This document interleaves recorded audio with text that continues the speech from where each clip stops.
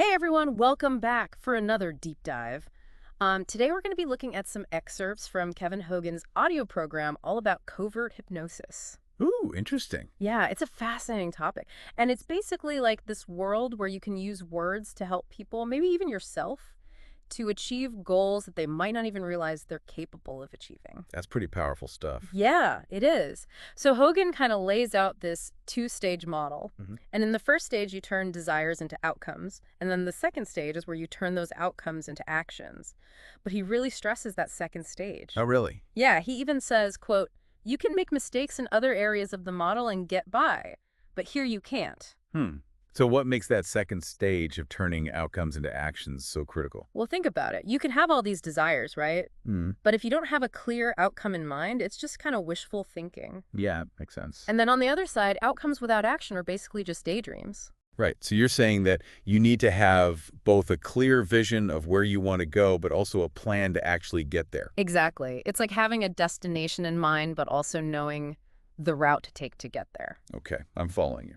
So to bridge this gap between desire and action, Hogan talks about using something called leading questions as a technique. Leading questions. Yeah. Okay, I'm intrigued. Tell me more.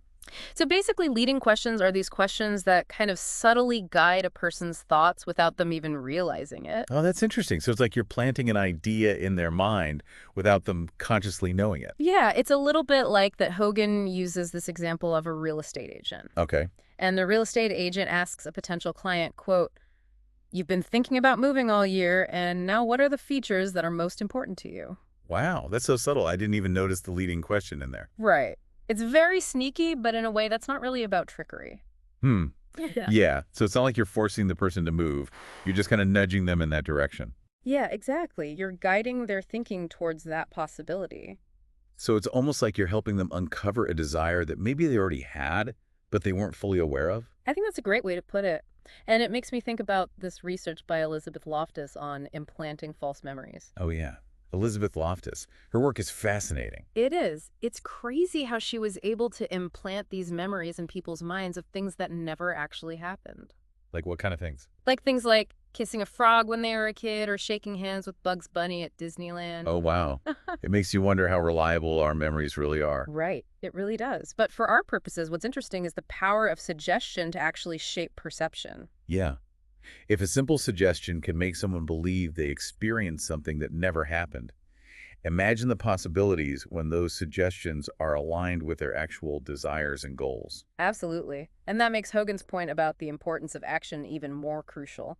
He even says that happiness, while desirable, isn't really a strong motivator for change. That's interesting. Why is that? Well, he basically says that happiness is this fleeting emotion. It's kind of a byproduct of actually fulfilling our deeper needs.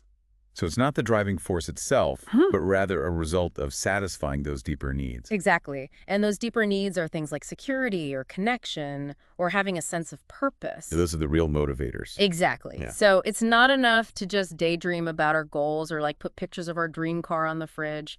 We need to actually have a tangible plan to get there. Okay, so how do we do that? Yeah. How do we go from daydreaming to actually taking action? Well, Hogan talks about this idea of a four-dimensional map. Okay, a four-dimensional map. What is that? Basically, it's like a plan that takes us from where we are now to where we want to be, but it incorporates time and action sequences. So it's not just about the destination, but also the journey and the steps involved. Exactly. It's like plotting a route on a map. You're not just marking the endpoint, but you're also figuring out the route. You're going to take the milestones along the way and the estimated time of arrival. So it's about breaking down those big, overwhelming goals into smaller, more manageable steps. Right. It takes the mystery out of it and makes it feel more achievable. Okay, I like that. Yeah. And this reminds me of this really unique weight loss strategy that Hogan describes using Post-it notes. Post-it notes for weight loss. Mm. Okay, now I'm really curious. Yeah. So it sounds super simple, but it's basically you write down the calories of every single food item you consume, but you do it before you eat it. Okay, so right in the moment before you take a bite. Yeah, and then you keep track of it throughout the day. Oh, so it's about bringing that awareness to your eating habits right then and there. Exactly. It forces you to be more conscious of those choices before they become mindless habits. That's really smart. I can see how that would be effective. Yeah, and Hogan really highlights the power of repetition. He says, quote, As soon as something is repeated 5 times, it has a reasonable chance to stick. Hmm. So it's about creating new neural pathways in the brain through consistent action. Exactly. It's how we turn those desired actions into automatic habits. And speaking of repetition and mastering a skill, Hogan tells this really inspiring story about Gerald Coffey. Oh, yeah. He was a Vietnam War POW, and he mentally played golf every single day during his 5 years of imprisonment. Wow, that's incredible. It is. And what's even more remarkable is that he didn't just visualize the game. Right. No, he would actually physically practice it too. What do you mean? Like he would stand up, he would take his swings, he would move his body as if he were actually on the golf course. Wow, I never knew that. That's dedication. It is. It really shows that even in confinement, taking action, even in a limited way, can maintain that sense of purpose and even help you develop skills. That's so powerful. It really highlights the connection between our mental and physical states. Absolutely. And it kind of links back to Hogan's own experience with writing books. Oh, how so? Well, he talks about how he visualizes the entire process of writing a book, including any potential obstacles. And he runs through it repeatedly in his mind. Oh, like a mental rehearsal. Exactly. Mm-hmm. And he even mentions this technique called the swish splice technique. Okay, I've never heard of that. What is that? So it's basically like you're mentally rehearsing a desired outcome, and you're replacing any negative or limiting thoughts with positive and empowering ones. So it's not just seeing yourself succeed, it's about actively replacing those doubts and fears. Exactly. It's about rewiring those neural pathways to create a mental blueprint for success. Wow, that's amazing. Yeah. And by repeatedly engaging in this mental rehearsal, you increase the likelihood of actually achieving those outcomes in real life. It's like you're training your mind for success. Right. And so we've talked about the importance of defining outcomes, taking action, and using techniques like leading questions and mental rehearsal. Right. But to really unlock the full potential of this model, we need to understand the driving forces behind our behavior. Okay. And Hogan identifies 16 core drives that shape how we act and react. 16 core drives. Yeah. Sounds like there's this whole hidden language of motivation that we need to learn. Exactly. And once you understand these drives, you can anticipate reactions, tailor your communication, and significantly increase your influence. That's pretty powerful stuff. So what are some of the core drives that really stand out to you? Well, some of the most fundamental ones are survival and security. Okay. Those are deeply ingrained in us. And they manifest in things like our desire for financial stability or physical safety or avoiding anything that threatens our well-being. That makes sense. And then there's the drive for connection and belonging. Oh, yeah, that's a big one. Yeah, we're social creatures by nature. Hmm. And so we're constantly seeking acceptance, forming relationships, and trying to find our place within a community. I can definitely relate to that. And then are there any other core drives that we should be aware of? Absolutely. There are drives related to status and significance. Oh, interesting. Yeah, this is where we see people striving for recognition or achievement or maybe even acquiring material possessions that signal their worth in the world. Okay. Yeah, I know a few people like that. But the key takeaway here is that these drives, when understood and strategically addressed, can be really powerful levers for influence and change. It's like having a secret code to understanding human behavior. Mm. Exactly. It's about recognizing what truly motivates people and framing our communication in a way that resonates with those deep-seated needs and desires. Wow. I'm starting to see the world in a whole new light.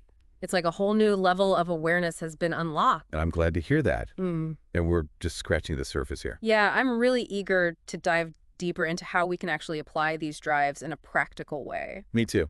Let's explore some specific examples and techniques when we come back after a quick break. Sounds good to me. Mm. Okay, so we're back. And we were talking about those core drives that Hogan talks about. I'm really curious to see how understanding these underlying motivations can actually help us become better communicators and influencers. Yeah, for sure. So, those 16 core drives we touched on before, let's kind of dive a little deeper into how those can be applied. Perfect. Yeah. You mentioned things like survival, security, connection, and status. What are some of the other ones that we should be aware of? Right. So there's the drive for growth and learning. And that can manifest as, curiosity or a thirst for knowledge or just the desire to master new skills. Yeah, I can definitely relate to that. Like, there's something so rewarding about expanding your knowledge or, like, finally grasping a difficult concept. Exactly. It's like you get that sense of satisfaction from challenging yourself mentally. Totally. Okay, so what else? Well, there's also drives related to autonomy and control. Okay.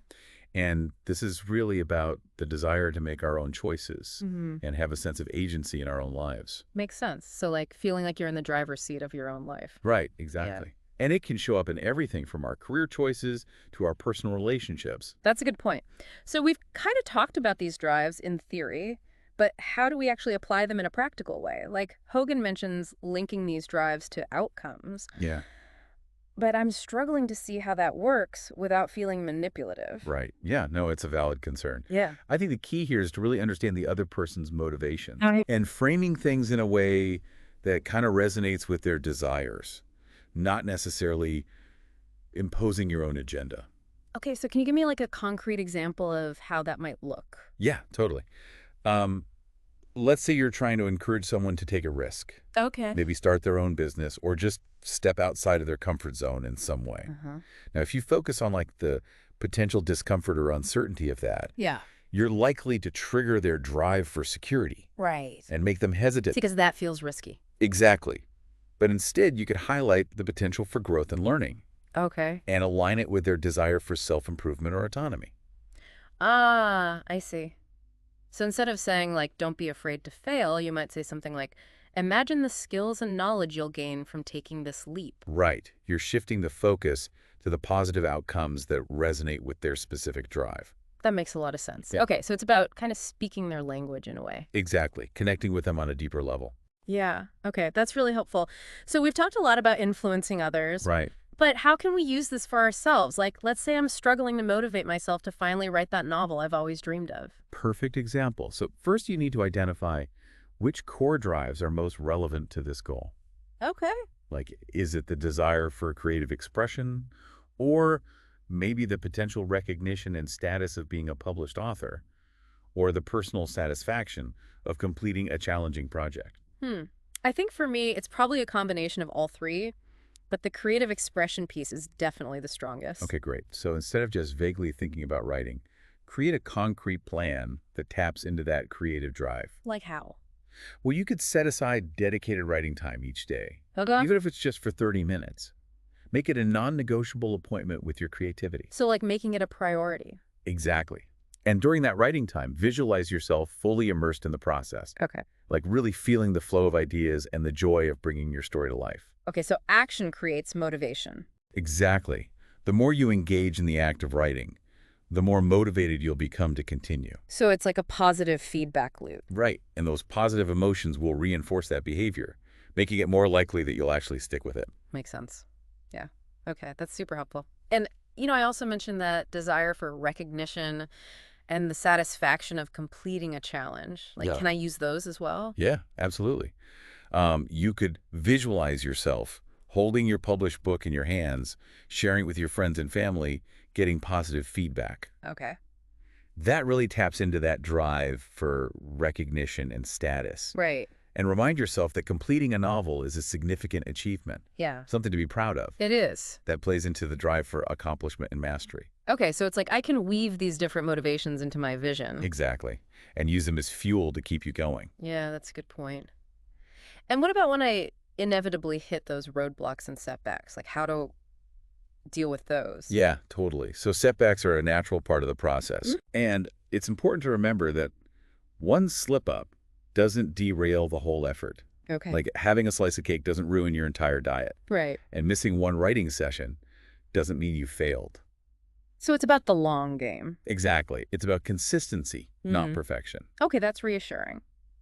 So just to recap, it's about understanding my drives, linking them to my goals, taking action consistently, Yes, and being persistent even when things get tough. exactly. And don't forget about the ethical considerations. Right. Always make sure your actions are aligned with your values and are actually benefiting everyone involved. Of course. Okay, so earlier you mentioned that Hogan outlined some specific covert hypnosis techniques. I'm curious to learn more about those. Yeah, definitely. So he talks about techniques like using presuppositions in your language to kind of subtly guide the listener's thinking. Okay, so like what does that look like? So for example, instead of asking, do you want to go out to dinner? Mhm. You might say something like, what kind of food are you in the mood for tonight? Ah, I see. So you're kind of presupposing that they're already going out to dinner. Exactly. Yeah. You're subtly influencing their decision-making process without them even realizing it. That's pretty sneaky. Right. But again, it's not about manipulation. Right. It's about understanding how the subconscious mind works and using that knowledge to guide people towards a positive outcome. Okay, that makes sense. What other techniques does he talk about? He also talks about things like embedded commands, Okay. where you subtly emphasize certain words or phrases within a sentence to kind of plant suggestions in the listener's subconscious mind. That sounds really interesting, but also kind of tricky to pull off. Yeah, it does take practice and finesse, Right. but when used ethically and skillfully, these techniques can be incredibly powerful tools for influence and persuasion. So it's really important to remember that covert hypnosis isn't about manipulation or trickery. Yeah, exactly. It's about empowerment. It's about understanding the power of the subconscious mind and using it to help people move towards their goals and live more fulfilling lives. Yeah, it's about helping them tap into their own potential. Exactly. Yeah. And the more we understand these principles, the more conscious and deliberate we can be in our interactions. Right. And that allows us to create those win-win situations that benefit everyone involved. That was all so fascinating. I'm starting to see how it applies to so many different areas of life, from personal growth and relationships to business and leadership. Absolutely. It really is a versatile toolkit. Okay, so I'm eager to hear more about how these techniques can be applied in different contexts. All right, so let's dive into some specific examples and case studies. We'll look at everything from sales and marketing to personal relationships and achieving our goals. Okay, I'm ready. All right, so let's jump into some of those real-world applications you mentioned, like sales and marketing. I'm really curious to see how covert hypnosis plays out in that world. Yeah, it's really fascinating how it can totally transform those fields. Like it shifts the focus from pushing products to really understanding those customer needs Okay. and presenting solutions that align with what they're looking for. So it's less about like those pushy hard sell tactics. Yeah, exactly. Yeah. It's about moving away from that. Okay. Covert hypnosis is all about building that rapport, establishing trust, Mhm. and then guiding the customer towards a choice that actually benefits them. So it's like a win-win approach. Yeah, Okay. I like that. Can you give me like a specific example of how this might work in like a sales situation? sure. Let's say you're selling a new fitness tracker. Oh, okay. Now, instead of just bombarding the customer with features and specs, Right. you might start by asking them about their fitness goals Okay. and the challenges they've faced in the past. So you're showing that you're genuinely interested in their well-being, Exactly. not just trying to make a sale. Right. And then as they're sharing those aspirations, you can kind of subtly weave in the features of your fitness tracker that match up with those goals. I see. So like, for example, if they mention wanting to lose weight, Uh-huh. you might highlight the calorie tracking and activity monitoring features. Okay. Or if they say they're struggling to get a good night's sleep, Yeah. then you can talk about the sleep tracking capabilities. So you're basically positioning the product as like a tool to help them reach their goals. Exactly. And by doing that, you're kind of tapping into that intrinsic motivation Okay. and making them more likely to actually see the value in it. So it's almost like speaking their language in a way, Exactly. addressing their specific needs. Right. This makes me think about all the marketing we see every day. Yeah. Like, are all those flashy ads and catchy slogans using covert hypnosis too? Well, some of them definitely use those same principles, Yeah. but not always with the best intentions. That's a good point. Like, think about the ads that kind of prey on our insecurities or our aspirations. Okay. They try to subtly suggest that buying their product will make us happier or more attractive or more successful. Yeah, that's true. It's almost like they're trying to manipulate us in a way. Right. And that's why it's so important to be aware of those tactics. So we can make more conscious choices. Exactly. Awareness is key. Great. And when we understand how these techniques work, Uh-huh. we become less susceptible to manipulation Okay. That makes sense. and more empowered to make decisions that actually align with our own values. This has been such an eye-opening conversation. Yeah. I'm seeing covert hypnosis everywhere now, like from personal growth to relationships to those everyday interactions we have. It's everywhere. It's really a versatile toolkit. So what's the key takeaway for our listeners today? What's the one thing we really want them to remember?